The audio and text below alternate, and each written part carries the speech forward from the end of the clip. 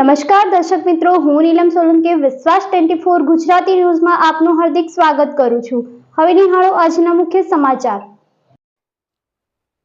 સુરત શહેરમાં સતત વરસતા ધોધમાર વરસાદને કારણે આજરોજ goodwill foundation and charitable trust દ્વારા ભૂખ્યાને ભોજન હેઠળ શ્રમિક કામદારોને ભોજનની વ્યવસ્થા કરવામાં આવી।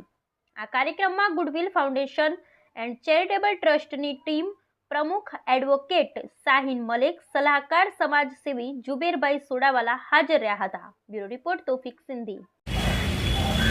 તમારું નામ? મારું નામ સમાજસેવી જુબેર સોડાવાલા છે। આજનો આ કાર્યક્રમ ભૂખ્યાઓને ભોજન આપવાનો હતો। એ રીતના આપણે જોયું, ગઈકાલથી સુરત શહેરમાં અતિ ભારે વરસાદ પડી રહ્યો છે અને ક્યાંક ને ક્યાંક ભૂખ્યાઓ ખાધા પીધા વગર ફરી રહ્યા છે। તો આજે ફાઉન્ડેશનના માધ્યમથી અમે ભૂખ્યાઓને ભોજન આપવાનો કાર્યક્રમ રાખેલો છે।